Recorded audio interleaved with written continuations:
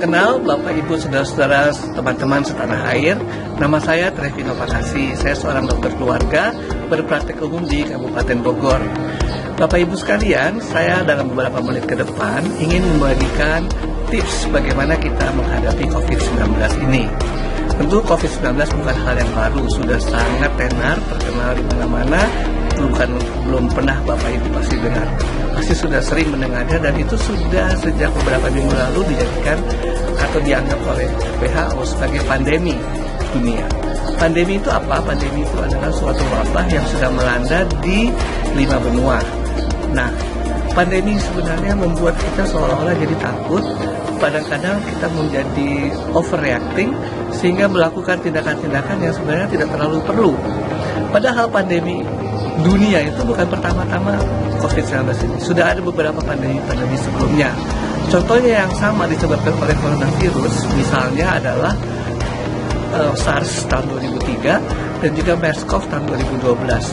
Bahkan pandemi MERS-CoV dari tahun 2012 masih berlangsung sampai sekarang ini, tapi tidak membuat orang jadi takut. Kemudian malah seperti pemerintah Arab Saudi sekarang menutup diri. Tetap terlaksana kegiatan umroh, haji, dan padahal pandemi itu masih berlangsung. Nah, kenapa pandemi ini demikian hebohnya? Karena tentu saja tidak terlepas dari banyaknya berita-berita yang banyak di media sosial. Dan berita-berita itu kemudian juga membuat kita ngeri karena tidak ada seleksinya, mana berita yang benar maupun yang salah. Nah, Bapak Ibu sekalian, sekali lagi istilah pandemi atau wabah yang menyeluruh ke seluruh dunia ini adalah sesuatu yang membuat kita harus waspada, tetapi bukan membuat kita menjadi ketakutan. Nah, waspada apa sih yang bisa kita lakukan? Berkaitan dengan pandemi COVID-19 ini, penyebabnya adalah coronavirus. Coronavirus ini bukan virus yang baru, sudah lama sekali kita kenal. Bahkan penyakitnya pun sudah sering dialami oleh orang-orang. Nah, seringkali dokter melihatnya sebagai ISPA atau sebagai common cold dalam bahasa Inggris, dan penyebabnya memang adalah coronavirus. Coronavirus ini gampang berubah-ubah, atau istilah kerennya adalah mutasi. Mutasi yang sekarang ini kebetulan menjadi sangat cepat menyebar, kemudian membuat orang jadi khawatir. Padahal kalau Bapak Ibu juga mencermati dengan baik, ya, wabah ini memang cepat menyebar, tetapi angka kematiannya relatif rendah, sekitar 3-4%. Dan yang terjadi kematian ini kebetulan adalah pada orang-orang lansia yang mempunyai daya tahan tubuh memang lebih rendah, atau mungkin juga punya penyakit-penyakit lain seperti darah tinggi atau diabetes, yang pada umumnya orang-orang tersebut mempunyai daya tahan tubuh yang lebih rendah. Nah, kalau begitu apa yang harus kita sikapi sekarang? Tentu kita berusaha supaya pandemi ini tidak terlalu meluas lagi di Indonesia. Memang sudah diajarkan untuk social distancing. Social distancing artinya membatasi kita dengan orang-orang sekitar kita, karena kita tidak tahu bahwa mereka mungkin terinfeksi, dengan jarak mungkin 1-2 meter.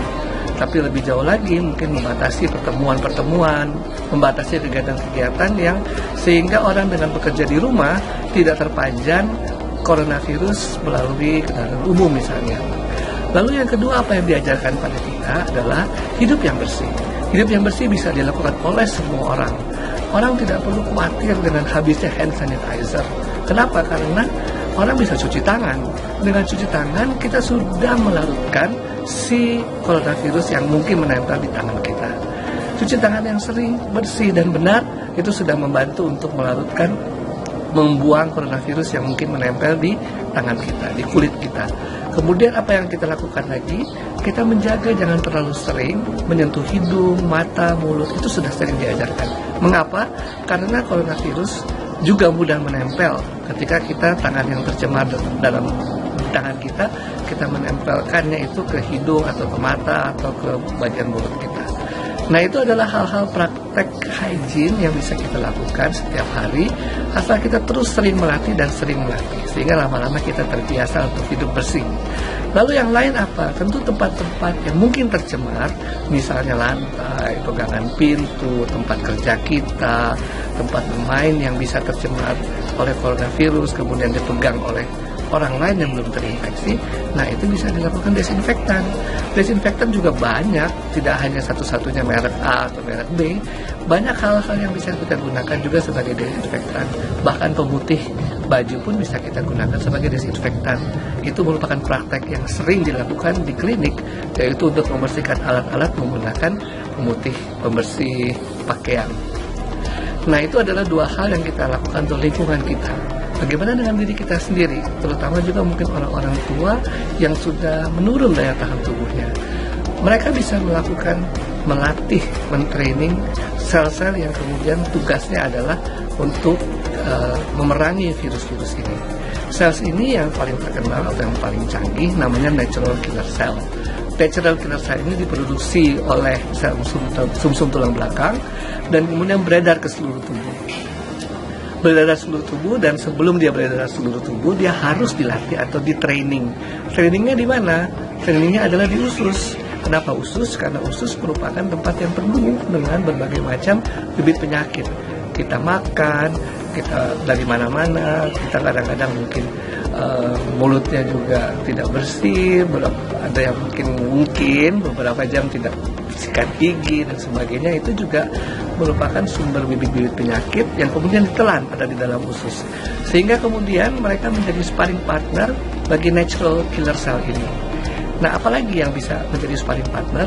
Antara lain adalah probiotik, atau banyak dikenal dengan istilah bakteri yang baik.